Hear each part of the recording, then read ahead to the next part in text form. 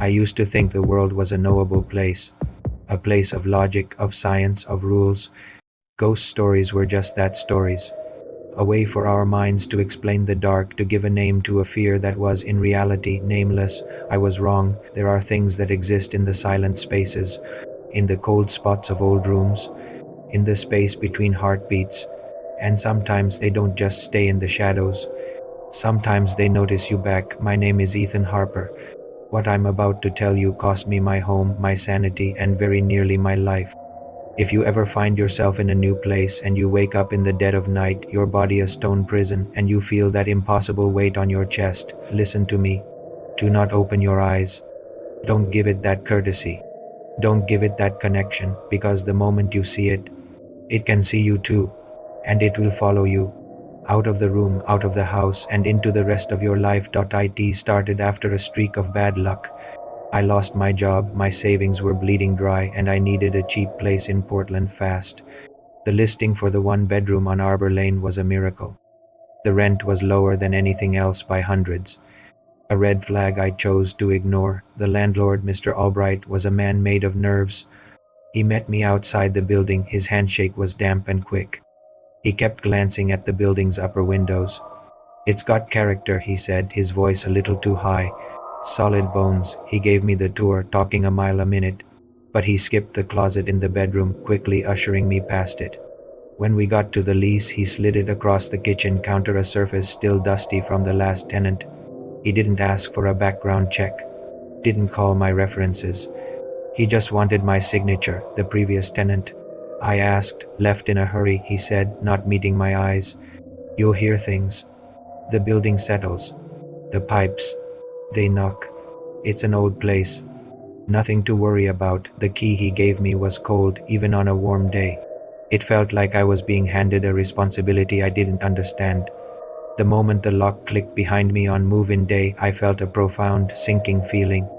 It felt less like a new beginning and more like a trap closing. First night, I had nothing but a mattress on the floor and a few boxes.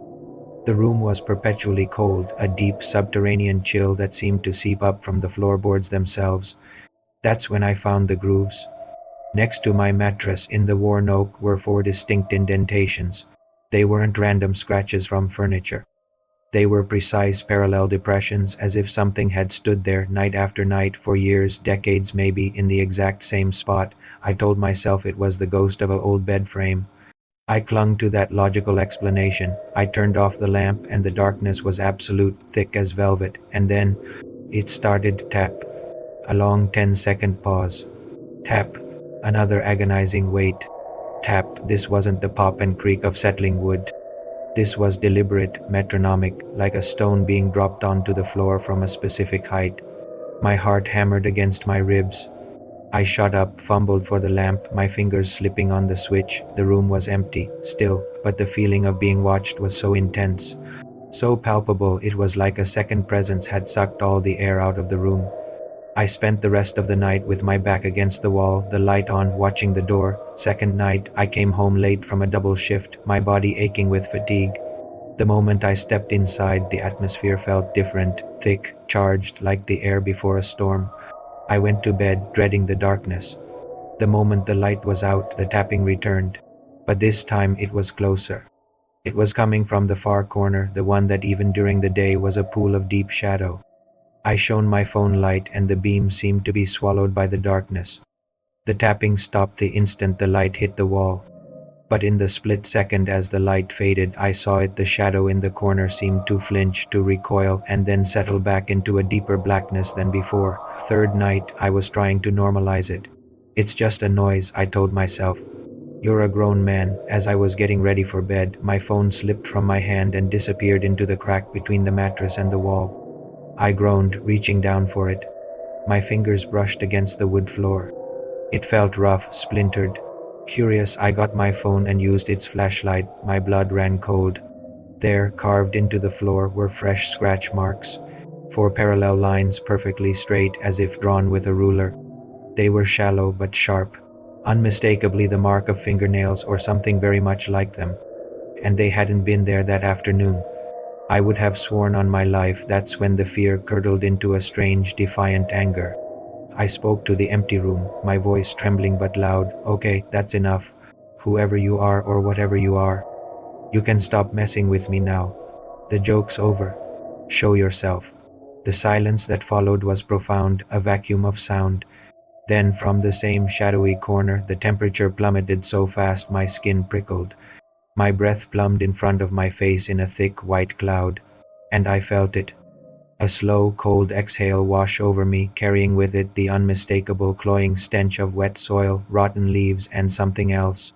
Something metallic like old blood. The night key gripped me. 3:14 a.m. My eyes snapped open. I was acutely, horrifyingly aware, but my body was no longer my own. I was entombed in my own flesh. I couldn't move a muscle, couldn't scream, couldn't even whimper. Panic, pure and electric, screamed through every synapse. This is sleep paralysis, I chanted in my mind, a desperate mantra. It's a trick of the brain. It's not real. It will pass. But then the weight came. It didn't just appear. It settled. It pressed down on my chest, slow and immense, a crushing force that squeezed the air from my lungs. Each breath was a shallow, desperate gasp, and then I felt it. A warm, foul breath on my cheek, puffing in a slow, rhythmic pattern. Tap, tap, tap. The sound wasn't on the floor anymore. It was on me, on my sternum. Something was tapping its fingers, long, bony fingers on my chest, right where the weight sat, as if impatient terror, colder than the room itself, shot through me. Long, greasy strands of hair brushed against my face, smelling of pond scum and decay. The odor of damp earth and rot became so thick I could taste it at the back of my throat. A voice, a dry, rasping whisper that seemed to form inside my own ear, seeped into my consciousness. Finally, you're here. I've been waiting. My blood turned to ice. This was no dream. This was an interaction. I strained my eyes, my only movable organs, to the side. A shape was bending over me, contorted and wrong. A head, hanging completely upside down, began to slowly lower into my narrow field of view. Pale, waxy, almost translucent skin. Eyes that were just black, empty pits, absorbing the faint light. And its mouth. It stretched into a grin that split the face, too wide, too full of needle-like teeth. It wasn't a smile of joy, but of possession. The spell shattered. The weight vanished. I gasped a huge, ragged breath, rolling off the bed and onto the cold floor, my body tingling and aching with returning sensation. I scrambled to the door, my heart in my throat, and threw it open. The hallway was empty, silent, and freezing cold. There was no one there. No footsteps echoing down the stairwell, nothing. I saw a doctor the next day. Classic sleep paralysis, he said with a reassuring smile, often brought on by stress. Your mind is awake, but your body is still in sleep mode. The hallucinations can be very vivid. I nodded, but I knew. He was wrong. Hallucinations don't leave physical evidence. They don't make the temperature drop. They don't slam on doors. So I decided to go to war with the irrational. I bought a high-quality, motion-activated night vision camera. I mounted it on the bookshelf, giving it a perfect wide-angle view of the entire bedroom. That night, a strange, defiant courage washed over me. It was now me versus it. As I lay down in the darkness, I whispered into the stillness, my voice clear and steady. If you're real, show yourself. I'm ready. That night, I slept without dreams. No tapping. No pressure. It was a deep, black, unnerving void of sleep. It felt like a truce. Or a trap. The next morning, with trembling hands, I plugged the camera's SD card into my laptop. The first few hours are just me, tossing and turning. Then, at 3:03 a.m., the motion sensor triggers. In the grainy green hue of the night vision, a shadow peels itself away from the corner of the room. It doesn't walk. It glides, a humanoid shape of pure darkness, moving to the foot of my bed. It stands there perfectly still for a full minute, just watching me. Then the video feed glitches violently, the image tearing and stuttering. When it stabilizes, the figure is on the bed, crouched on all fours over my paralyzed body. Its head is cocked at an impossible angle. It leans down, its face hovering inches from mine, and then the feed cuts to pure, silent black. It stays black for exactly 10 minutes before the recording resumes, showing only my still sleeping form. My blood turned to ice. This was my proof. And it was 1,000 times worse than I imagined. This wasn't a ghost. It was an intelligence. It knew the camera was there. The next night I was too terrified to even consider sleep. I drank coffee, I paced, I watched the door, but the body has its limits. I eventually passed out from sheer exhaustion on the couch. 3:12 a.m. The paralysis took me again. But this time it was different. My head was wrenched to the side, my neck muscles screaming in protest, forced to look at the closet.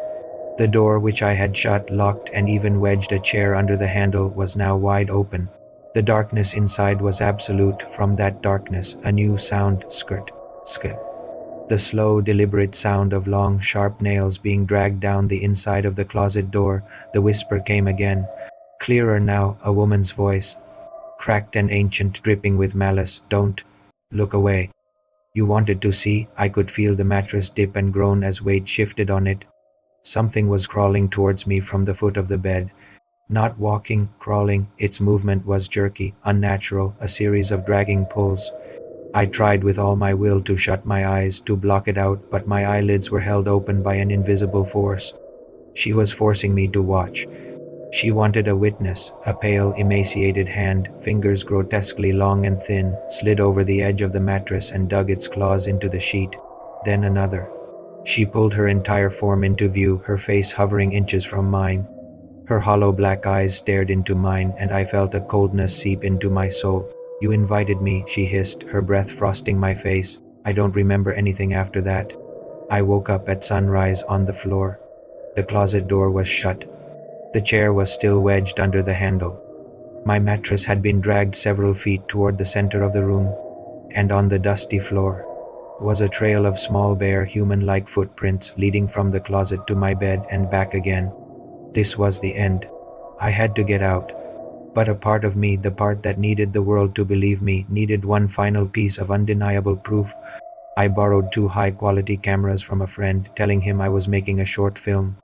I set one on the dresser and one in the hallway, pointed through the bedroom doorway to get a different angle. I was past fear, into a kind of numb, hollow resignation. As I set up the second camera, I muttered, more to myself than to her, I'm not afraid of you anymore. A voice, clear as day and chillingly close, answered from directly beneath my bed. Yes, you are. I froze solid, my blood turning to ice. But exhaustion is a cruel and relentless master. It took me. I woke up paralyzed. But this was a new level of horror. I could feel cold, bony, vice-like hands wrapped around my ankles, pinning me to the bed. The weight on my chest was crushing, a car on my ribcage, stealing my last desperate breaths. Her face descended from above, her cold, waxy forehead pressing against mine. Her voice was a final, absolute decree, a brand of ownership now. You are mine. My body convulsed violently, a seizure of pure terror. I heard the cameras crash to the floor. The light bulb in my lamp exploded in a shower of glass, and every electronic device in the room emitted a simultaneous high-pitched whine before dying. Everything went black. I woke up at dawn, lying on the cold floor in a pile of glass shards. Both cameras were destroyed. Not just broken, shattered, their casings cracked open, lenses smashed as if they had been stomped on by a tremendous force. I didn't pack. I didn't clean. I threw some clothes in a backpack and I ran. I left everything else behind. The door swung shut behind me and I didn't look back. For 2 days I stayed in a motel, jumping at every sound. Then my phone rang. It was Mr. Albright. His voice was a ragged, broken whisper, barely audible. Ethan, you left your keys in the door, and one of your cameras was in the hallway. I reviewed the footage from it. Listen to me, he said, his voice trembling with a pure, undiluted fear I now knew intimately. Don't come back. Don't ever come back. If she asks, I never spoke to you. I was never here. Do you understand? Forget this address. Forget you ever knew my name. The line went dead. I sat there holding the phone, the dial tone buzzing in my ear. I tried calling the number back later that day. It had been disconnected. I drove by the building a week later. There was a new for rent sign in the window. My story, it seems, was just the latest chapter in a very long, very dark history. Thank you for listening to my story. If you felt that chill down your spine, if this story made you double-check the shadows in your own room, Like this video, subscribe to the channel, ring the bell for notifications so you don't miss our next journey into the unexplained. I know I'm not alone.